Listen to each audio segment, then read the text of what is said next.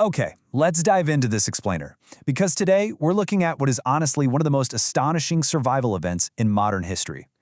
I want you to imagine the scene. It's June 17th, 2013, and you're high up in the freezing peaks of the Himalayas. There are thousands of pilgrims gathered, right? And then suddenly, the weather just violently turns. A massive, terrifying wall of water, mud, and debris comes literally roaring down the mountain. The stakes here were inconceivably high, and this tragically became the deadliest flood in modern Indian history. Entire villages were just instantly wiped off the map. Thousands of lives were tragically lost to this raging torrent. Buildings, roads, all this modern infrastructure completely vanished. But here's the crazy part.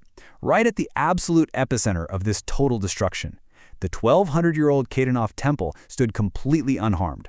I mean, how is that even possible? How does an ancient stone structure survive a catastrophic wave that literally crushed modern concrete? Well, the answer lies in this mind-blowing phenomenon known as the Bhim Shila.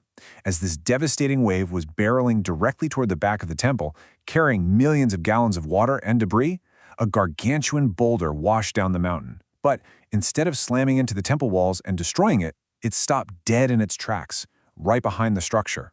This massive rock acted as a flawless, impenetrable shield.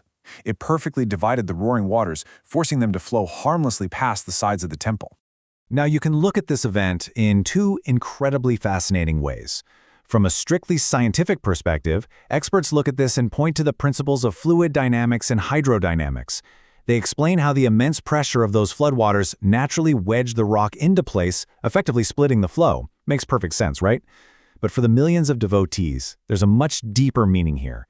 They believe that Bhim, the legendary Pandava warrior, actually returned in the form of this rock, which they named Bhimshila, to protect the divine temple and everyone inside it. So, let's move into Section 1, Ancient Architecture and Engineering. Because even with the Bhimshila diverting the water, we really have to ask ourselves, how could a structure built thousands of years ago withstand such violent, earth-shattering vibrations? To truly appreciate this, we need to understand exactly where this temple is sitting. 11,755, that's the altitude in feet, so roughly 3,583 meters above sea level.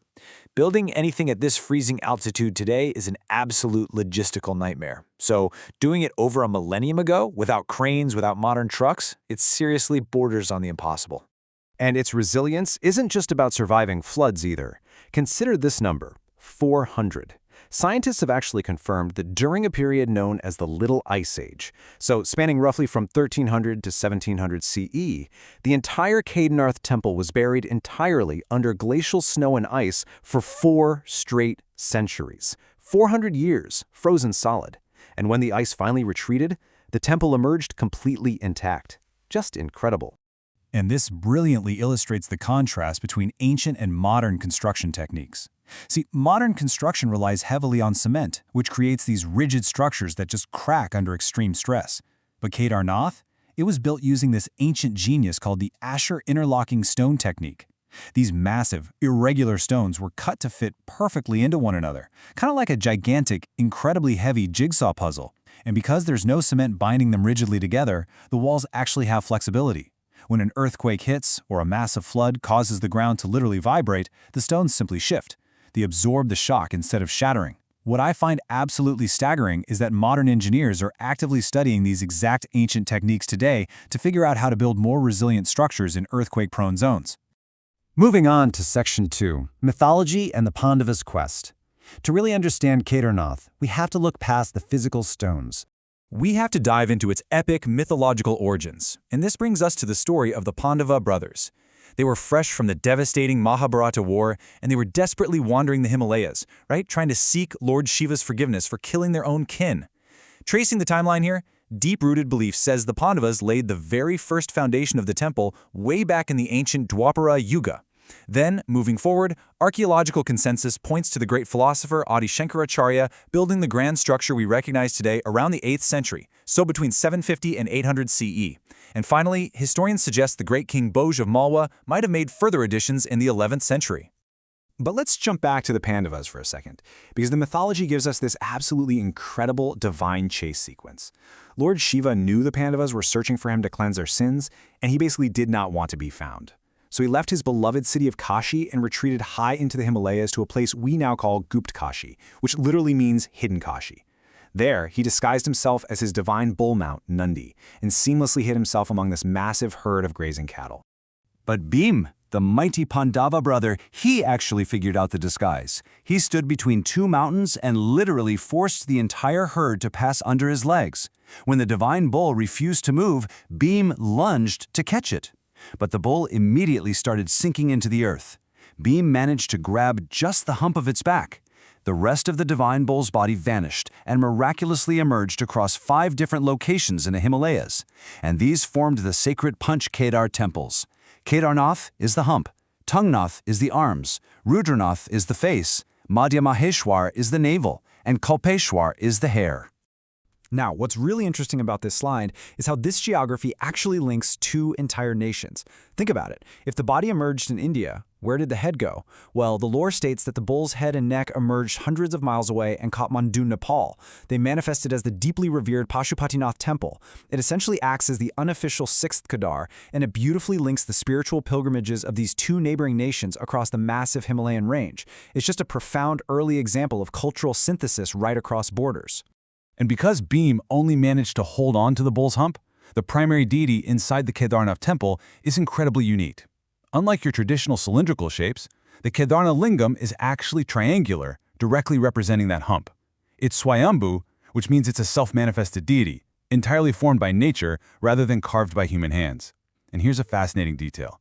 To soothe the deity from the freezing, bitter cold of that extreme altitude, priests uniquely bathe this triangular stone in a mixture of milk, water, and bhang, a cannabis paste that's actually known for its warming properties.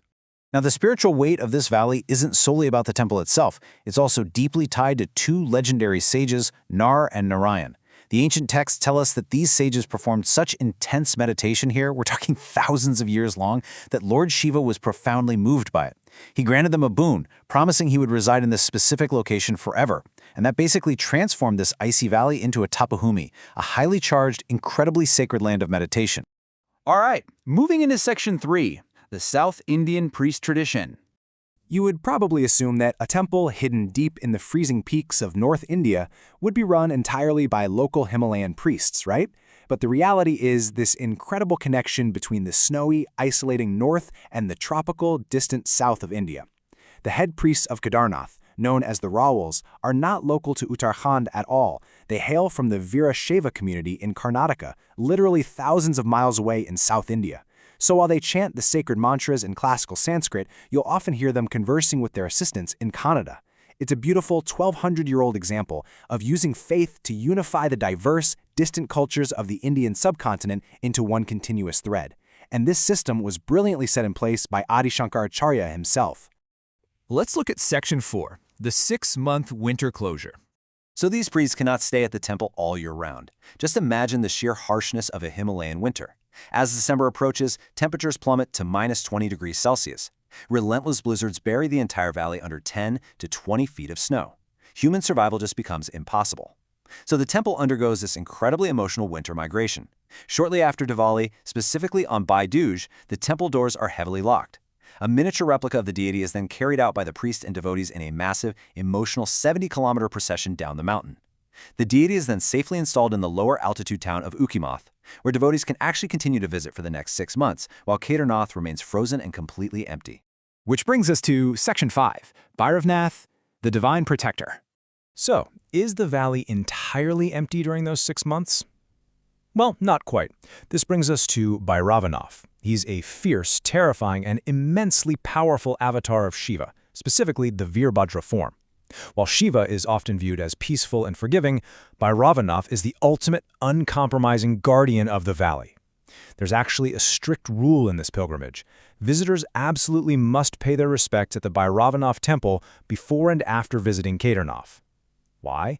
Because when the bitter winter forces all humans to flee down the mountain, leaving Kedarnath totally isolated and buried under snow, it's believed that Bhairavanath stays behind. He is the winter guardian.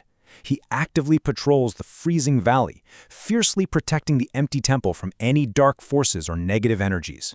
And all of this leads us to one final, completely mind-bending mystery. When the priests finally return in the spring, When they trek back up that mountain and unlock those heavy doors after 6 months of freezing isolation, they are greeted by an inexplicable sight.